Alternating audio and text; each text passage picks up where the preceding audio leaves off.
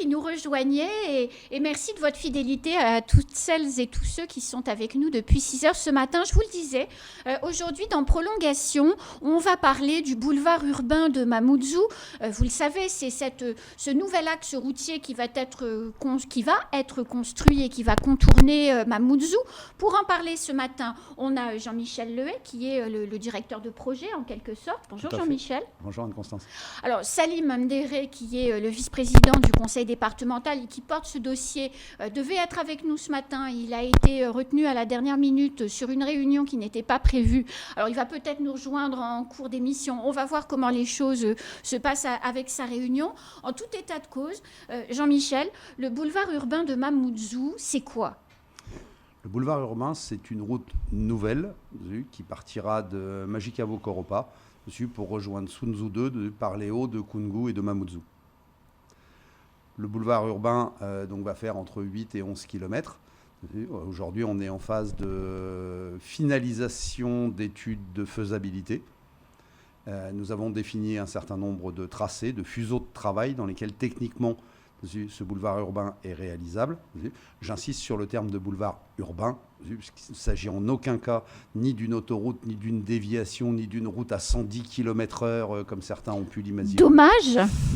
Non, parce que si on faisait ça dessus, on enlève une fonction qui est très particulière, c'est que sur une route à 110 km/h, on ne peut pas avoir de jonction avec la ville. Donc on rentre à un bout et on sort à l'autre. Et comme il n'y a que 6% de la circulation qui traverse réellement Mamoudzou, les 94% restants viennent dans Mamoudzou, ils rentreraient à Majicavo-Koropa, mais il faudrait qu'ils sortent à Tsunzu impérativement. Donc en fait, vous êtes en train de nous expliquer que ce choix d'un boulevard urbain, plutôt qu'un périphérique ou une autoroute, repose sur des études bien concrètes. Ah, tout à fait.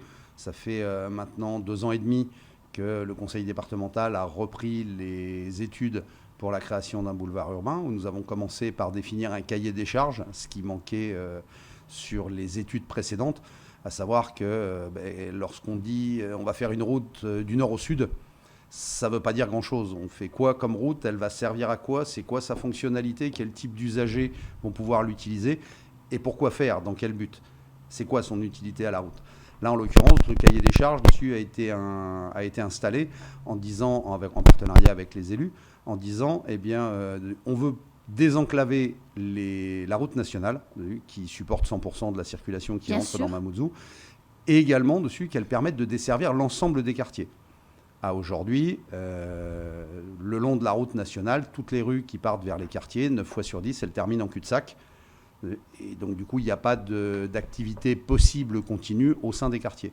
Le boulevard urbain a pour but, de permettre la circulation en dehors de la route nationale depuis le nord Majicavo jusqu'à Tsunzu 2, pardon, mais également de desservir environ tous les kilomètres. Il y aura une voie dessus qui se raccordera à la route nationale existante en utilisant justement les rues qui sont en cul-de-sac. Alors, ça veut dire que, par exemple, j'habite à Koua, je veux aller à, par exemple, Kaweni, donc je prends la nationale.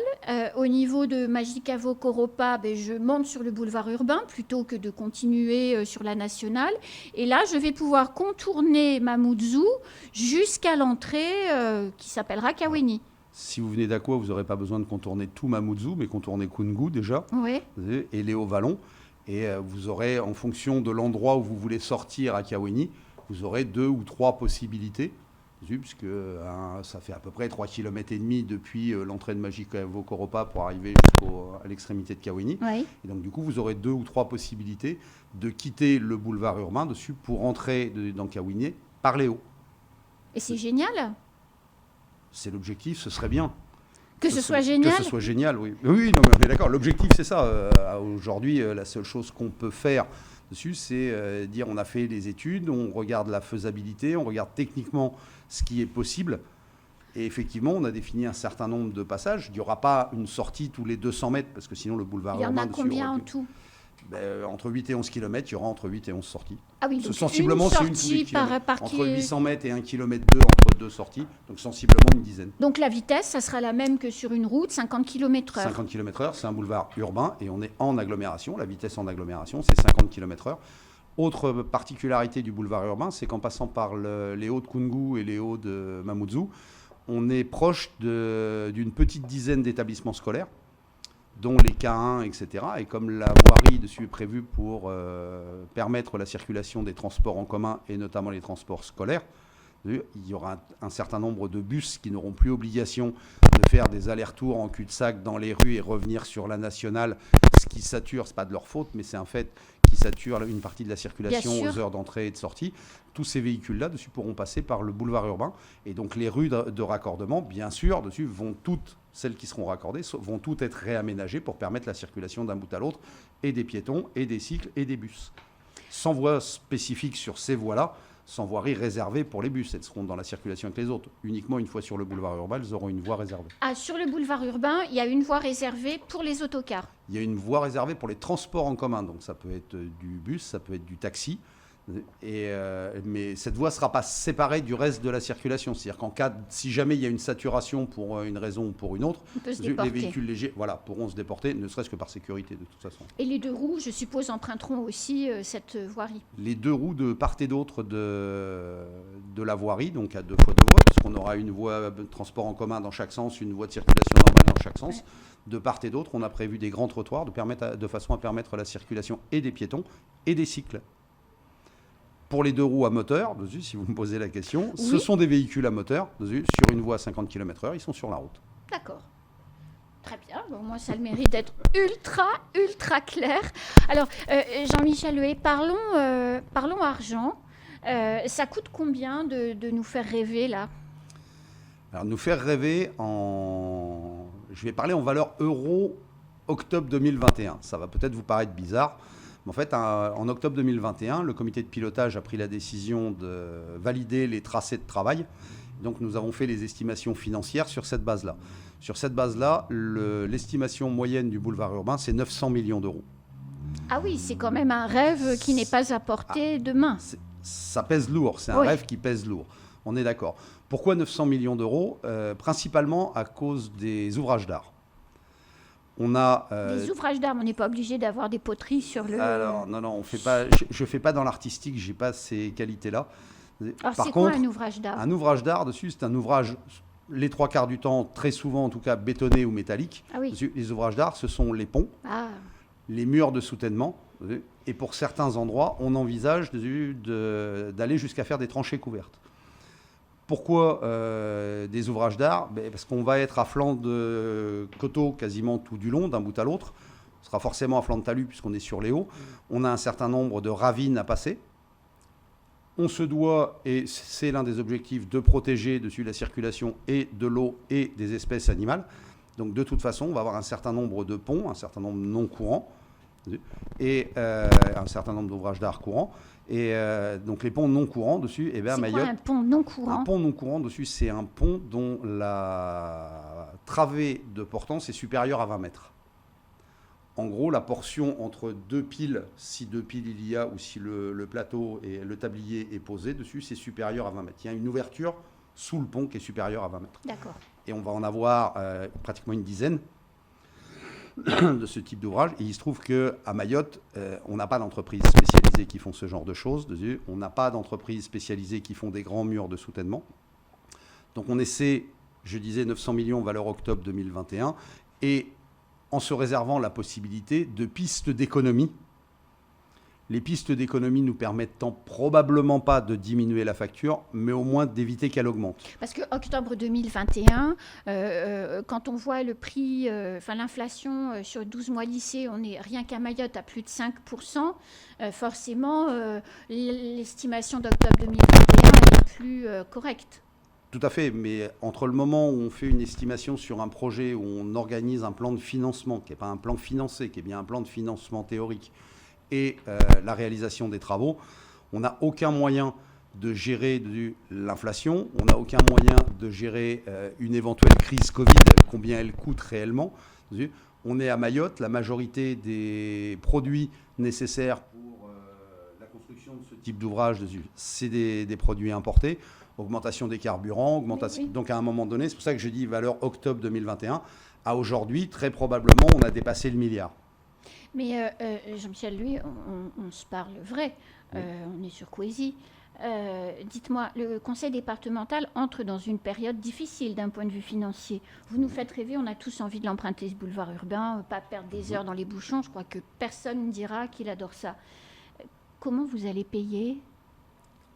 Alors sur ce type d'opération, d'abord, il faut savoir que très rarement, ça peut arriver, mais très rarement, ce sont des opérations qui sont montées en autofinancement.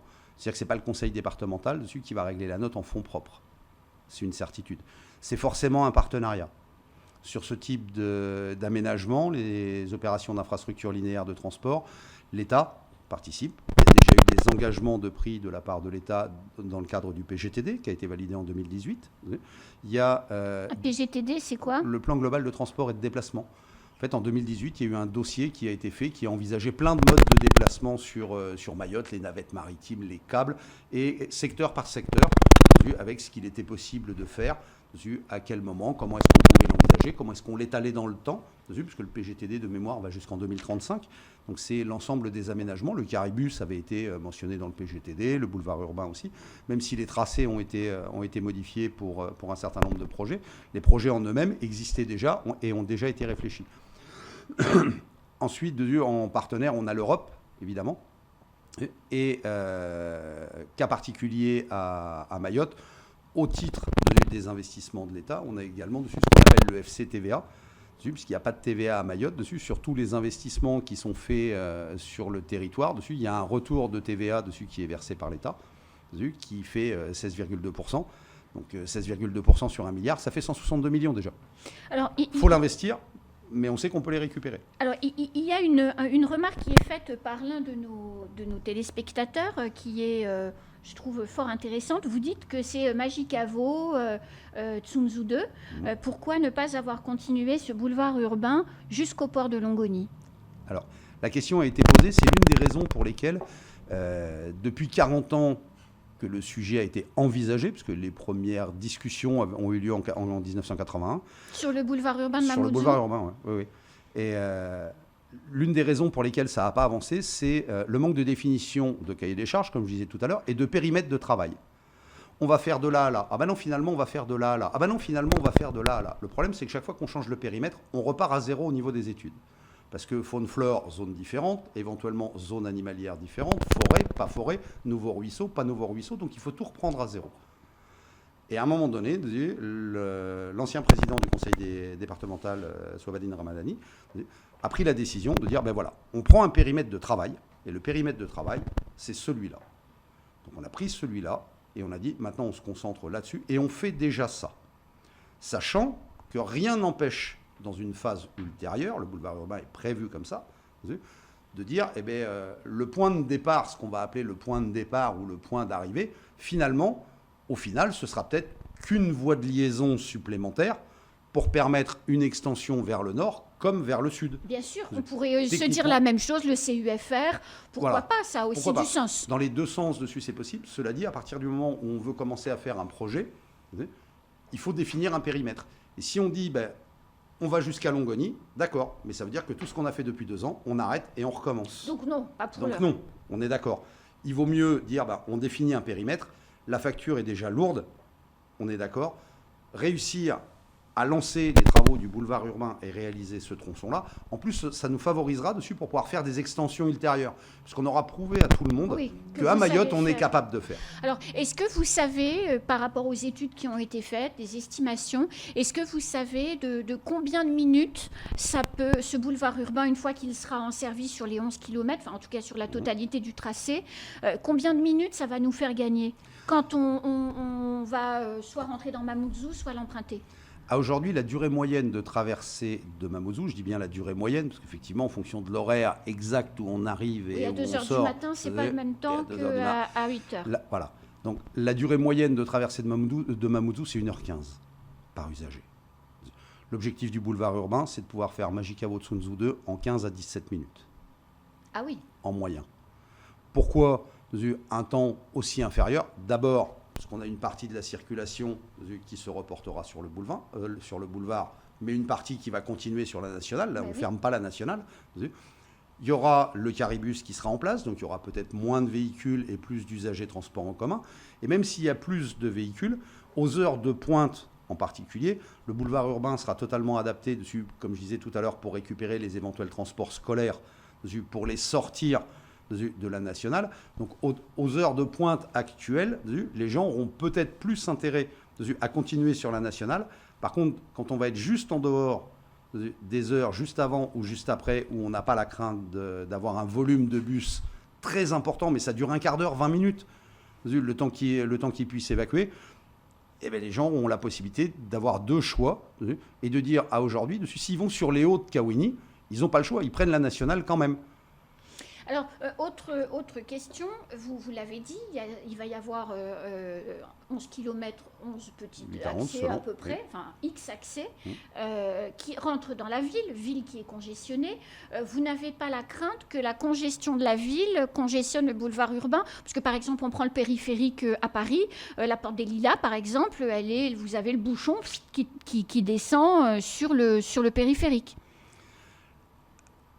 Aujourd'hui, les études de trafic en cours que nous sommes en train de réaliser et qui vont se poursuivre jusqu'à la définition définitive du tracé montrent que la congestion actuelle sur la ville et l'accès à la route nationale est liée en grande majorité au fait que justement il n'y a qu'un seul axe. Les gens sont obligés de monter et de revenir au même endroit. Donc, à chaque carrefour, à chaque croisement avec la route nationale, entre ceux qui veulent prendre la petite rue et ceux qui veulent en sortir, alors que la majorité de la circulation avance sur la voie, c'est ce qui crée une grande partie de la congestion sur les voies de ville. D'autant qu'un certain nombre d'entre elles n'ont pas d'aménagement spécifique. Un simple stop, s'il y a du monde et qu'il y a de la congestion sur la route nationale, comme ça n'avance pas sur la route nationale, on ne peut ni entrer ni en sortir, et donc du coup on cause de la congestion sur l'extérieur. L'idée, c'est justement de dire... J'aimerais bien qu'on puisse se dire oui, on va supprimer la congestion et ce serait formidable. Malheureusement, je suis désolé d'être le messager de la mauvaise nouvelle. Le Père Noël, c'est pas vrai. Et donc, du coup, on va essayer de la limiter et de la gérer. L'objectif principal, c'est ça. À aujourd'hui, garantir qu'il n'y aura plus de congestion, enfin, ce serait une utopie, et c'est absolument pas le but. C'est vraiment de pouvoir faciliter et la circulation et la vie économique, et surtout de ne pas se retrouver dans la situation actuelle, à savoir que quand on a un point dur à un endroit et on est obligé de fermer la route, eh ben, c'est toute l'île qui s'arrête, et de dire non, valable pour la circulation. Si on a un accident grave sur la route nationale, eh ben, c'est bloqué dans les deux sens. Là, on peut déporter. Et ce qui est valable dessus pour les véhicules sera également valable dessus pour les réseaux concessionnaires. Parce qu'aujourd'hui, tous les réseaux concessionnaires, c'est tous les réseaux eau, électricité, éventuellement gaz, fibre optique, etc. Aujourd'hui, tout passe le long de la nationale. Et après, est distribué. S'il y a une case de réseau sur la route nationale, tout ce qui est après, ça ne peut pas être distribué, puisque le réseau, il est cassé. Le boulevard urbain, on utilisera dessus les accotements, les trottoirs, pour mailler l'intégralité de la zone. Tous les réseaux concessionnaires vont être doublés sur le boulevard urbain, ce qui veut dire que s'il y a une casse, on peut isoler la casse et alimenter par le haut. Donc ce qui est valable pour la circulation des véhicules est valable également pour la circulation des fluides et par exemple, l'électricité, la fibre optique, l'Internet, l'eau, enfin tout ce qui est transport concessionnaire. On aura la possibilité de mailler les réseaux. Premier coup de pioche. Premier coup de pioche au plus tard 1er décembre 2025. Ah oui, c'est encore dans longtemps. Alors, c'est encore dans longtemps. Aujourd'hui, nous en sommes, comme je disais tout à l'heure, à la fin de la phase de faisabilité. Nous avons commencé depuis une petite semaine à lancer la concertation du public. En fin d'année, nous définirons le tracé définitif, puisqu'aujourd'hui, on est à l'étude en échange avec la population. En fin d'année, nous définirons le tracé définitif. Pour construire une route, il va falloir occuper des terrains. Donc, j'aimerais bien être sûr que tous les terrains soient à ma disposition, mais je crains que ce ne soit pas le cas, même si pour un certain nombre, ils appartiennent déjà au conseil départemental, aux collectivités ou à l'État. Mais il va falloir se mettre d'accord avec les propriétaires. Et si jamais on n'arrive pas à un accord, il faudra engager les procédures foncières. Les procédures foncières, elles ne peuvent se faire qu'à condition qu'il y ait une déclaration d'utilité publique de fait. Les déclarations d'utilité publique, puisqu'on en fera plusieurs. Il n'y aura qu'une seule enquête publique, mais on fera plusieurs déclarations d'utilité publique. Une par tronçon. D'abord parce que je n'ai pas besoin d'en avoir une en continu. Et que si jamais il y a un problème sur une des déclarations d'utilité publique, ça ne nous empêche pas de continuer les travaux dessus sur les Alors, autres. on va reparler de tout ça après la pub. On va justement parler de la concertation publique et parler du tracé. Parfait. Allez, pub. À tout à l'heure. Alors, vous disiez, Jean-Michel Lehue, on parle toujours du boulevard urbain de Mamoudzou, n'est-ce pas? Vous disiez que vous veniez de commencer la phase de concertation, de consultation du public. Alors, c'est quoi? Alors, phase de concertation publique. En fait, sur un projet de cette envergure, il y a une procédure qui se rajoute aux procédures habituelles que sont les études faune, flore, défense de l'environnement, études bruit, études socio-économiques et tout un tas d'autres. Il y a une procédure qui se rajoute obligatoirement sur ce type de projet. Elle peut être faite même si on est sur des tailles de projet inférieures, qu'on appelle la procédure de débat public. La procédure de débat public, c'est organisé par la Commission nationale de débat public, qui est un organisme indépendant, qui n'appartient à aucun ministère. Donc il ne faut pas se tromper, ce n'est pas les services de l'État qui dirigent, etc. Par contre, la Commission nationale de débat public a pour but de vérifier la participation et l'implication du public, donc de la population, des usagers, donc pas uniquement la population des habitants concernés, mais également des usagers du futur boulevard en l'occurrence, et de dire, ben voilà, à un moment donné, dans le projet, on a des phases où on a des choix à faire. Eh bien, on veut que le public dessus donne son avis pour nous aider à faire les choix. Et c'est quoi les choix? Les choix, aujourd'hui, on a 2 tracés, 2 itinéraires. Alors, on va voir derrière nous peut-être le tracé, si la régie veut bien nous le mettre. C'est la photo en... Non, le tracé. C'est l'une des photos qui est mise en verticale. Voilà. Vous le voyez sur le retour. Ah oui, d'accord. Pardon. Donc, les 11 km, vous voyez, il y a 2 couleurs. Il y a 2 couleurs. Donc, il y a celui qui est en vert, dessus, c'est le tracé que nous, on appelle des crêtes, et en violet, le tracé que nous, on appelle urbain. Les 2 tracés que vous voyez dessus, ce n'est pas une route, c'est un fuseau de travail qui fait 200 mètres de large. La route en elle-même, dessus, elle fera 28 mètres de large. Donc, dans chaque fuseau, déjà, on va pouvoir se balader côté droit, côté gauche, en fonction des besoins, des aspirations des uns et des autres, etc. Et on a 5 points dessus, c'est les espèces de petites croix, les petits ronds rouges avec des croix blanches, dessus, qui permettent d'aller d'un fuseau à l'autre. C'est-à-dire qu'on n'a aucune obligation de dire ben, on fait que le vert, ou on fait que le violet. On peut faire un bout de vert depuis Magicavo et basculer sur le violet au niveau de Kawéni, et repasser au vert après, et à chaque croisement dessus, dire on va de l'un à l'autre. Donc on a la possibilité de se positionner plus ou moins de droite à gauche à l'intérieur des fuseaux et de passer d'un fuseau à l'autre. Pourquoi ces 2 fuseaux? En fait, ces 2 fuseaux, ils sont issus du cahier des charges et de dire où, techniquement, en respectant la réglementation, c'est faisable. C'est pour ça que je disais tout à l'heure qu'on est en fin d'étude de faisabilité. Là, dans ces zones-là, je sais que c'est faisable. À aujourd'hui, il va falloir qu'on fasse un choix. Où est-ce qu'on passe? Plutôt le vert, plutôt le violet, un peu les deux, très proches de l'agglomération, moyennement proches de l'agglomération. Pour nous, techniciens, le projet, il est faisable. Tant qu'on reste dans ces fuseaux-là, dessus, il est faisable. Donc, je n'ai pas d'aspiration particulière à dire on reste plus près de l'agglomération ou on s'éloigne, etc. L'avis de la population et des usagers dessus, ça veut dire aussi l'avis des associations, l'avis des services urbanisme, des communes, etc., qui, je pense notamment dans Kawéni, dessus, ont énormément de projets d'aménagement et de renouvellement urbain. Donc on a commencé déjà à échanger avec les services de la mairie de Mamoudzou, les services de la mairie de Koungou, les services de la CADEMA, pour dire, si nous on faisait le boulevard urbain, à votre avis, où est-ce que ce serait le plus intelligent de le faire passer? Et la réflexion avec les institutionnels, on va dire, eh bien, on veut l'apporter de la même façon avec le public. Et autant, je n'ai aucune volonté de détruire une maison pour faire passer ma route. S'il y a besoin d'en détruire une, je n'aurai pas de remords non plus. Il faut être clair. Maintenant, je n'ai pas d'obligation de le faire. Mais il faut qu'on puisse avoir un tracé continu. On ne peut pas faire un bout sur un fuseau, l'autre bout, il faut que la route elle soit en continu. Alors, qu'est-ce qui va vous faire arbitrer entre le vert et le violet? Alors, ce qui va nous faire arbitrer entre le vert et le violet, comme je disais, il y a un certain nombre de réflexions qui ont déjà été portées avec les institutionnels. Et avec les particuliers, ce que nous, on attend, côté maîtrise d'ouvrage de la participation du public, c'est qu'ils nous donnent un avis, mais un avis motivé. Qu'on me dise c'est bien ou c'est pas bien, évidemment je préfère qu'on me dise que c'est bien, mais si on ne me dit pas pourquoi, ça ne m'aide pas dans mon choix. Par contre, si on me dit ce serait bien de passer là, parce que si vous passez à tel endroit, imaginons, Il y a un puits d'eau potable. Avec les difficultés qu'on a ici, je vais éviter au grand maximum de boucher un puits alors que c'est utilisable. Tout ce qui est d'intérêt public, même sur un terrain privé, un puits sur un terrain privé dessus, c'est un puits d'intérêt public globalement. Même s'il est à usage privé dessus, c'est un élément d'intérêt public.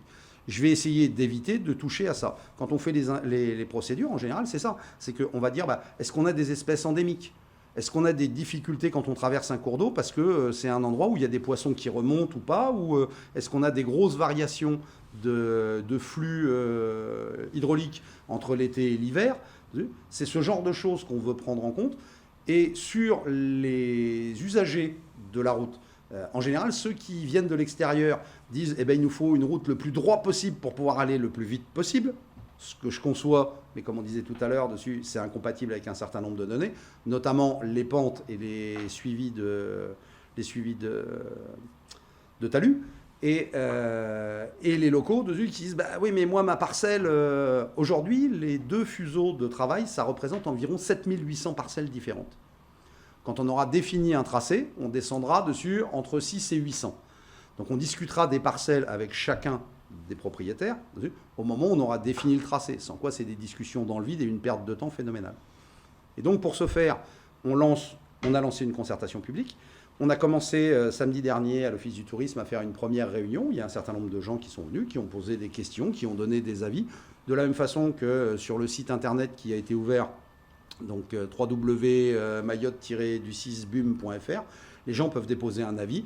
Vous pouvez également y retrouver dessus toute la documentation, qu'elle soit technique réglementaire ou que ce soit les études qui ont été réalisées jusque-là. On a tout mis sur le site pour être le plus transparent possible.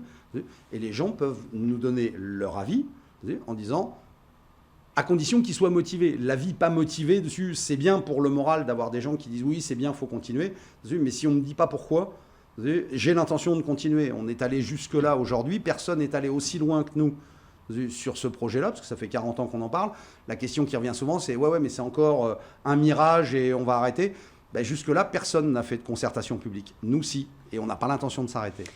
Alors, vous disiez tout à l'heure que vous alliez faire plusieurs DUP. Alors, c'est déjà, quand on regarde notre petite expérience mahoraise de DUP pour la 3e retenue collinaire, ça a l'air d'être un truc tellement pas possible et compliqué.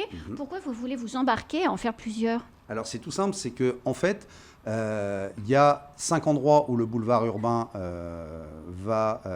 peut passer d'un fuseau à l'autre. Mais comme je disais tout à l'heure dessus, en gros, tous les kilomètres, on va avoir une voie de liaison. Lorsqu'on a réalisé 2 voies de liaison, rien n'empêche de faire un tronçon du boulevard urbain. Même si on n'en a pas avant et pas après, en soi, le boulevard urbain fonctionne parce qu'il maille le quartier. Bien sûr. Le boulevard urbain n'existe que quand tous les tronçons sont réalisés. Mais par contre, si je fais une déclaration d'utilité publique, si j'ai un problème sur le premier tronçon, peu importe, allez, qu'on le mette à Tsunzu, c'est histoire de lui donner un numéro, ce n'est pas un ordre de priorité. On le met à Tsunzu, admettons que je l'appelle le tronçon numéro 1. Je fais une déclaration d'utilité publique et il y a un problème qu'on a oublié dessus, un riverain qui porte plainte dessus parce on a oublié une protection environnement à un endroit, etc. S'il y a un problème à Tsunzu, je ne peux même pas construire un tronçon à Koungou parce que la DUP elle est bloquée. Par contre, si j'en fais une par tronçon, le tronçon de Tsunzu il est bloqué, mais pas les autres.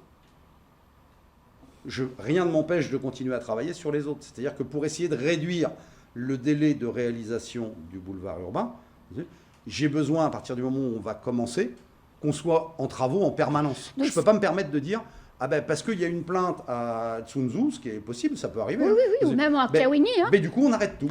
Donc, ce qui veut dire, si je comprends bien ce que vous êtes en train d'expliquer, qu'à partir du moment où, fin 2025, les travaux commencent, il est possible qu'en 2026, par exemple, il y ait déjà un premier tronçon de terminé, avec des premiers axes de liaison. Et alors, on ne montera pas à Magicavo pour sortir à Tsunzu, mais on pourra faire un petit arc. Mais le quartier, entre les 2 voies de liaison et le boulevard urbain dessus, le quartier, lui, sera maillé. Et donc, du coup, en fonction des disponibilités foncières, en fonction des accords des riverains, etc., le boulevard urbain ira d'autant plus vite que je peux travailler en permanence et que je n'ai pas d'obligation de commencer à un bout. Oui, sauf que le puzzle, il ressemble à quelque chose quand tout est fini. il n'est pas utile tant qu'il n'est pas terminé. Alors que là, on pourra l'utiliser dessus, même pour partie. C'est-à-dire que chaque tronçon est autonome en lui-même. Ce qui permet, et pour les financements, d'expliquer aux possibles financeurs qu'on n'a pas de nécessité d'avoir les 900 millions en un coup, qui peuvent étaler les financements sur 4, 5, 6 ans, que ce soit l'État ou l'Europe ou le conseil départemental. Et donc, du coup, c'est nettement plus acceptable pour tout le monde que d'arriver en disant « Bonjour, messieurs, dames, je voudrais 1 milliard dessus qui a du liquide. » Là, c'est clair, ça passe pas dessus. On nous explique la porte, c'est là-bas, vous pouvez y aller. Et donc, du coup, non. Donc, c'est pas du tout comme ça qu'on s'est organisé. En plus, ça n'a pas d'intérêt, comme je disais, parce qu'on n'a pas sur place les compétences globalement hors ouvrage d'art, mais pour les routes, on a les compétences sur place, mais on n'a pas le volume de personnel et d'entreprise pour dire on lance une opération comme ça et on la construit sur 2 ans. On n'a pas les moyens en matériaux, en personnel, en technique, etc. Donc on va de toute façon être obligé de le découper et on s'est dit tant qu'à le découper, autant s'organiser pour que ce soit fonctionnel le plus vite possible. Et peut-être que le premier tronçon, ce sera Tsunzhou, peut-être que ce sera Koungou, peut-être que ce sera Kiaweni, peut-être que ce sera Msapere. Et en fait, les tronçons, même eux, dessus, quand on dit qu'il y en aura entre 8 et 11, il y en aura entre 8 et 11 en fonction du tracé et en fonction des voies de liaison. Il me faut 2 voies de liaison pour faire un bout. Donc même moi, à aujourd'hui, je ne sais pas exactement combien il y en aura. Si on fait effectivement en gros tous les kilomètres, on fait une voie de liaison. On va dire entre 800 mètres et 1 km 2. S'il y a 1 km 2 à chaque fois, il n'y en aura que 8. S'il y a 800 mètres, il y en aura 11. Alors, on peut espérer, donc début des travaux fin 2025, on peut espérer que tout soit fini quand ? Moi, à mon avis, à partir de fin 2025, je pense que ce sera difficile de terminer en moins de 5 à 7 ans. 5 ans, ce serait bien. Ça fait 2 tronçons par an, à peu près. 5 ans, ce serait bien. Mais sincèrement, je pense que ce sera difficile à Mayotte de monopoliser les entreprises et leurs infrastructures pour faire ça en moins de 5 ans. Je le dis pour la bonne et simple raison, c'est que le boulevard urbain, oui, beau projet, j'y tiens, mais je ne suis pas seul au monde sur l'île. Oh. C'est pas parce que moi, mon projet, ok, d'accord, ça marche, c'est formidable, il est financé, il avance. Les communes aussi ont besoin de faire des travaux, les collectivités aussi. Il n'y a pas que le boulevard urbain. Donc il y a des constructions, que ce soit des bâtiments, etc. Si je bloque toutes les centrales à béton pour faire mes ouvrages d'art et qu'il n'y a plus de logements qui se font, c'est pas non plus possible, c'est pas gérable.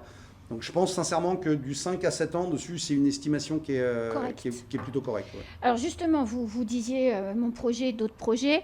On est un peu échaudé avec le conseil départemental qui a toujours de beaux projets et puis il ne se passe jamais grand-chose.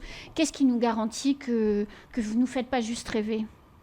Sérieusement ? Ouais. Rien. Posez une question dessus, je vous réponds. Sérieusement, rien. Demain, l'Europe nous dit on n'a pas un centime, il faut qu'on refasse un plan de financement. On a des pistes alternatives dessus, Salim Mdera les a déjà envisagées. Dessus, un partenariat public-privé, c'est une possibilité, c'est quand même une très grosse somme. Les défections des financeurs, un tremblement de terre, puisque ça s'est calmé un petit peu, mais il y a quelques années, on n'en avait jamais eu et d'un seul coup, on en a. Sincèrement, le c'est sûr à 100%, ça n'existe pas. La seule chose que je peux dire, c'est ce que je disais tout à l'heure, c'est que sur une opération comme celle-ci, en fait, il y a 475 éléments à réaliser. Un élément à réaliser, ça peut être réaliser un dossier, ça peut être saisir la Commission nationale de débat public, ça peut être organiser une concertation. Donc un élément, ça peut durer 2-3 mois. Il y en a 475. Sur les 40 dernières années, enfin 37, on va dire, parce que depuis 2 ans et demi, on a repris. Tous ceux qui ont essayé, ils sont allés jusqu'à la numéro 12. La numéro 12, c'est la définition du cahier des charges. Aujourd'hui, avec le lancement de la concertation publique, on est à la numéro 170. Donc il nous reste encore du travail. On n'a pas l'intention de s'arrêter. Personne n'est allé aussi loin jusque-là. Tout ce que je peux vous dire, c'est l'équipe qui est sur ce projet dessus a envie d'y aller, a envie d'avancer, avance. Bien sûr, pas aussi vite qu'on aimerait que ça aille, que ce soit les techniciens comme les élus. Les élus aussi préféreraient qu'on commence à rouler de main et couper des rubans. C'est une portion du travail qui est un petit peu occulte pour la majorité des gens, parce qu'effectivement, on travaille, on définit des possibilités, on prépare des procédures, on échange avec beaucoup de gens qui souvent sont les institutionnels, et pour la majeure partie du public, ça reste un serpent de mer, ça reste une utopie. Non, déjà, c'en est plus une. Le tracé définitif, si ça se fait, il sera dans ce que vous voyez là, bleu, enfin violet, vert ou vert, violet, on ne sait pas. Aidez-nous à définir et on pourra passer à la phase suivante. Alors, qu'est-ce qu'on attend? Qu'est-ce que vous attendez de la concertation, justement? Donc moi, ce que j'attends de la concertation, c'est vraiment que les usagers nous donnent un avis déjà sur ce que nous, on a envisagé. Donc l'idée, la question de dire pourquoi est-ce que vous n'avez pas commencé à Tsararano et que vous finissez pas à Longoni, c'est effectivement un argument. Et comme on l'a expliqué tout à l'heure, dessus, il fallait définir un périmètre, ce qui n'empêche pas de prolonger sur des phases ultérieures. Mais le périmètre qui a été retenu dessus, c'est celui-là.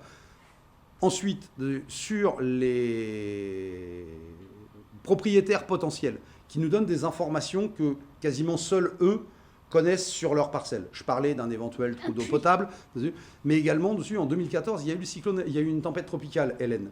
Il y a un certain nombre de mini-glissements de terrain qui ont eu lieu, qui n'ont pas été répertoriés par le BRGM parce que pas suffisamment massifs. Si les gens ont des connaissances de mini-glissements de terrain en situation tendue, s'ils peuvent nous en faire part, ça pèse dans la balance. Ça pèse dans la balance. Si on peut éviter de construire un pont dans une zone où il y a un glissement de terrain, tant qu'à construire un boulevard, l'objectif, c'est pas qu'il soit par terre 6 mois après, quoi. Oui. Donc l'intérêt de la concertation, c'est vraiment ça. C'est donnez-nous votre avis, mais votre avis motivé. Le fait de nous dire, là, il y avait un site historique où il y a très très longtemps, il y avait un cimetière. Donc il y a un site archéologique, ça en fait partie dessus dans les procédures, etc. Et tout n'est pas répertorié. Tout n'est pas répertorié. On a beau faire des études, etc. Les études, même sur un projet comme ça reste des études grande maille. On n'arrive pas à des études au mètre carré. Les riverains, eux, ils connaissent le terrain au mètre carré. Alors, est-ce que, par exemple, dans les suggestions qui peuvent être faites, on peut imaginer des suggestions d'usage? Je pense à l'exemple, quand on a préparé l'émission que vous m'avez donnée sur Kaweni avec l'agriculture. C'est des choses qu'on peut venir vous suggérer. Oui, bien sûr. Parlez-nous de cet exemple, parce que c'est fort intéressant de ce que peut apporter la concertation. Avec les institutionnels, on a organisé un certain nombre de réunions, comme je disais, principalement les communes et les mairies. Et à Kaweni, il y a un parc agricole qui est envisagé. Donc il y a quelques semaines, on s'est rencontrés avec les gens de l'agriculture, où par définition, je suis un routier. Ils sont au ministère de l'Agriculture. À la base, on s'imagine qu'on n'a pas grand-chose à voir et que ça va être un petit peu compliqué de trouver un accord. Et en fait, non seulement, pas du tout. Évidemment, quand moi j'arrive, je dis j'ai une route à faire passer, et de leur côté, ils disent ouais, mais moi je veux faire des réserves d'agriculture, je veux pas devoir de route passer au milieu. Et je vais, mais c'est une obligation. Il n'est pas question de renier le projet agriculture, il n'est pas question de renier le projet routier. Comment est-ce qu'on peut trouver un accord pour pouvoir faire les deux? Et en fait, à force de discuter, on s'est rendu compte, et on a parlé de nos problèmes, du coup, puisque à la base, on semble être plutôt en opposition, et donc on a parlé de nos problèmes réciproques. Et en fait, dans les problèmes du parc agricole, leur principal problème, c'était l'eau. Et à discuter, j'ai dit, moi, on a une zone dessus qui est très encaissée sur le sud de Kaweni, et si là, on pouvait faire une mini retenue collinaire, moi, sur la route, quand il pleut, j'ai beaucoup d'eau. Donc si on peut la stocker à un endroit et de dire, on fait un bassin de décantation et de retenue de pollution et de l'eau non potable à la base dessus, mais qui reste de l'eau de pluie dessus, et stockée dans une retenue collinaire, dessus, le parc agricole peut utiliser cette eau-là pour alimenter. Et donc la réflexion, de l'autre côté, c'est de me dire, ah ouais, mais si on a une marge dessus, sur la quantité d'eau utilisable, on peut modifier ce qu'on avait envisagé comme culture sur le parc agricole. Et du coup, on peut libérer un certain nombre de terrains qui nous semblaient indispensables sur le parc agricole. Et du coup, on est en train de réfléchir à comment est-ce qu'on peut, eux, de leur côté, faire une mini-retenue collinaire pour le parc agricole. Moi, comment je vais renvoyer mes eaux de pluie au maximum, tout Kaweni et tout ce qui va descendre de convalescence vers cette zone-là, puisque c'est un endroit où il y a besoin d'eau, alors qu'à la base, on dit régulièrement, on essaie d'évacuer les eaux de pluie pour éviter d'avoir des ravinements quand vraiment on a des grosses pluies. Donc typiquement, c'est le genre de discussion où à la base, on se dit, oui, on va passer l'un chez l'autre, donc on échange et on discute un petit peu. Et finalement, on arrive à trouver des accords qui facilitent la vie à tout le monde. Ça va me faire des économies sur le boulevard. Lui, ça lui permet de développer, ça leur permet de développer leur parc agricole et de se réserver une zone dessus avec du stockage de l'eau. Alors, ce n'est pas une retenue collinaire comme on les connaît pour l'alimentation population, mais c'est une petite réserve naturelle dessus qui va pouvoir être utilisée. Alors, vous disiez tout à l'heure que vous recherchiez des économies pour rester en dessous du milliard. Et là, je voudrais qu'on mette derrière le visuel, le Profil plan en de travers. coupe, Voilà. le profil en travers de Profil en la travers. route. Ouais. Si vous pouvez nous faire ça en régie, voilà. Est-ce que vous pouvez nous expliquer ce que c'est ça? Là, ça, c'est le profil en travers de la route. Donc, on voit que dans chaque sens de circulation, il y a une voie pour les voitures, il y a une voie pour les transports en commun, et il y a un trottoir dessus avec les piétons et les vélos. Le profil en travers, dessus, là, vous voyez, c'est un cas particulier, mais qui est tout à fait possible. Les deux sens de circulation ne sont pas au même niveau. En dehors des zones de raccordement sur les voiries existantes, il n'y a aucun besoin que les deux voies soient au même niveau. Oui, puisqu'elles ne communiquent pas. Si c'est possible, mais il n'y a pas de nécessité. Principal avantage de faire des voies en dénivelé les unes par rapport aux autres, c'est qu'au lieu de faire un plateau de 28 mètres de large, avec un mur très très haut parce qu'on est à flanc de talus pour retenir le talus, ben, si on les fait en décalé, on fait 3 petits murs. Ça coûte 2 fois moins cher de faire des petits murs qu'un grand. On sait l'entretenir. Il y a beaucoup moins de chutes de risque de pierres de grande hauteur. On diminue les coûts. On ne change pas les fonctionnalités du boulevard. Et comme de toute façon, il n'y a pas de raison entre deux raccordements de passer d'un sens à l'autre, et comme on a un raccordement sensiblement tous les kilomètres, mais si on veut faire demi-tour, on fait le kilomètre qui manque et puis on prend le carrefour suivant pour revenir. Alors j'ai encore une question parce qu'elle est posée sur le live Facebook et je trouve que c'est intéressant puisqu'on le voit derrière et je me pousse un petit peu, voyez, regardez, pour que vous puissiez bien voir. Pourquoi on n'a pas une 4 voies? Les micros, c'est pas à moi. C'est pas dans le profil des micros. Oui, non mais pourquoi on n'a pas une 4 voies? Pourquoi vous nous offrez pas une 4 voies? C'est-à-dire 2 voies de voiture? 2 voies de voiture? Ouais. Alors, c'est une 4 voies, là. Oui, mais ce serait une 6 voies avec 2 voies de voiture, oui. Ou il faut supprimer le transport en commun? Oh. Une 6 voies, techniquement, c'est possible. Un petit peu moins avec un petit peu moins de marge que ce qu'il y a là.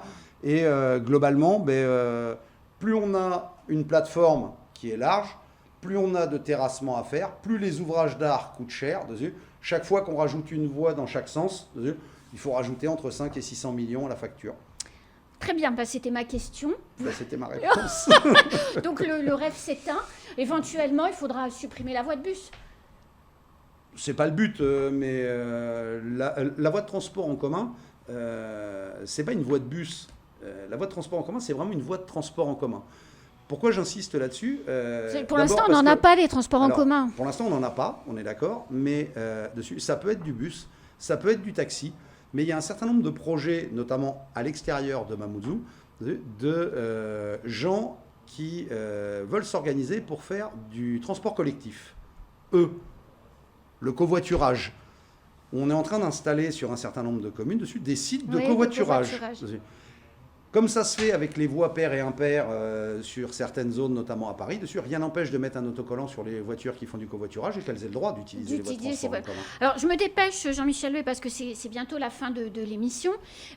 Dites-moi, nous, on se retrouve dans 15 jours. Oui. Dans 15 jours, sur le plateau, on va prendre tronçon par tronçon.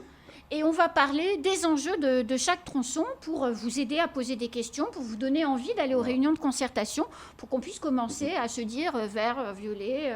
Voilà, donc à partir de dans 15 jours, on commence ça ensemble. Chaque demi-heure, on aura un tronçon avec des invités sur le plateau qui seront des ressortissants des 10 tronçons, en quelque sorte, pour être au cœur de l'actualité. 5 tronçons. Voilà, pour être les 5 zones où on peut aller d'un côté à l'autre du boulevard. Voilà, donc on va bien parler de tout ça ensemble ici. La prochaine réunion de concertation, c'est quand et c'est où? La prochaine réunion de concertation, c'est samedi matin à 10h dans la salle de réunion de l'Office du tourisme, donc au 1er, place de la République. Et il y aura une réunion publique tous les samedis. À cet endroit-là? À cet endroit-là. On va organiser également des réunions institutionnelles. Donc, a priori, on en a une le 28 juin, de celui qui est en train de s'organiser avec principalement comme cible les associations environnementales et les environnementalistes.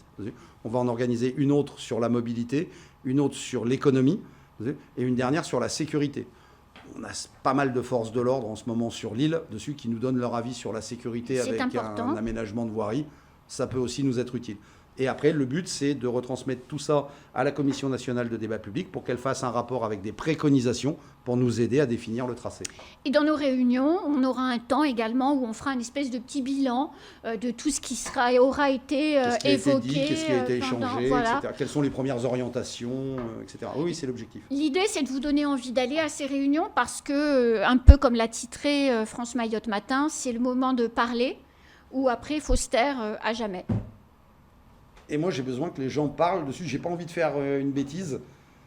Et après, de dire, ouais, mais on n'aurait pas dû faire ça. Et que tout le monde me dise, ah ouais, mais nous, on le savait. Ben oui, mais dites-le moi maintenant, s'il vous plaît. Donc, tous les samedis matins à 10h, dans la salle de réunion de l'Office du tourisme, donc de l'Agence de l'attractivité et du développement de Mayotte. Et du développement, l'attractivité et du développement du tourisme de Mayotte, AADTM.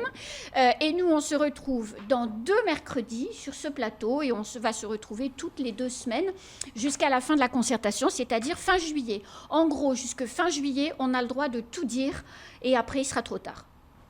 En gros, c'est ça. Et il n'y a pas de questions bêtes et il n'y a pas de points idiots. Tout a un intérêt. La seule question qui est bête, c'est celle qu'on ne pose pas parce qu'on s'interroge sur quelque chose et on ne demande pas. C'est la seule question bête, c'est celle qu'on ne pose pas. Alors, rendez-vous samedi matin dans la salle de réunion de l'Agence du tourisme et puis dans 2 mercredis sur ce plateau. Tout à fait. À bientôt, Jean-Michel. À bientôt, Anne-Constance. Écoutez, c'est la fin de cette émission. Passez une très très bonne journée. Rendez-vous demain matin dès 6h pour la matinale et mercredi prochain pour prolongation.